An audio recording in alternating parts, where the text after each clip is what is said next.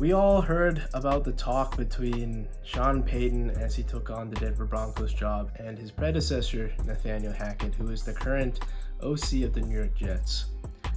Yes, Nathaniel Hackett probably rode Aaron Rodgers' coattails a little bit to get him this head coaching gig.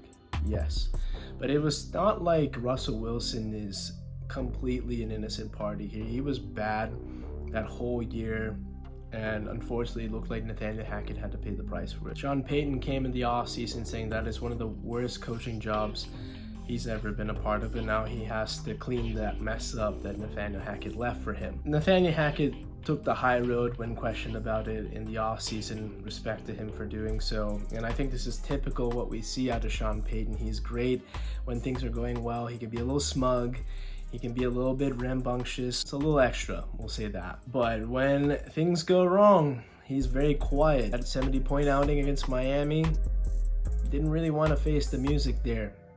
I know you're offensive-minded, Sean, but it also means that you take care of both sides of the ball when you are a team's head coach. And on Sunday, we saw more struggles with this Denver defense. They gave up 24 points to Zach Wilson's led offense. They were able to force a turnover, but that was a red zone turnover, and that could have been much worse if they didn't get that red zone turnover. They allowed Breece Hall to run up and down the field for 177 yards, and it seems that Breece Hall is back because I don't really see a lot of restrictions there. Great to see that. But for a team that has been struggling against pretty much every other defense, and Zach Wilson being questioned of whether or not he even belongs in this league, this was an opportunity for the Denver Broncos to get back and build off of some success that they had against the Bears last week. Now, Russell Wilson, for the most part, was actually running pretty effectively, passing the ball pretty effectively, but then that fourth quarter when he really needed to score,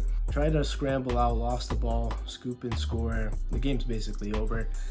And you got an earful from Sean Payton. It just looks like this is going to be a very long season for the Denver Broncos. They are lucky to be in this position at 1-4. And actually last year, Nathaniel Hackett had this team at 2-3 through 5 weeks. So I think there's got to be some type of tracker to see how well these Denver Broncos do compared to last season, because if it ends up that they're on the same or even worse than Nathaniel Hackett, it's not going to look good with those comments that he had earlier this year. I personally love all the ridicule, the pushback that he's getting, because that was very out of pocket. You don't really say that to other coaches in this. You know, he can say that he put his analyst hat on. You were a head coach, you were getting employed, you were getting paychecks from the Denver Broncos. That means you're insulting a fellow coach. Just out of pocket, and I'm glad the Jets kind of used this to band together. They're building off of that moral victory against the Kansas City Chiefs.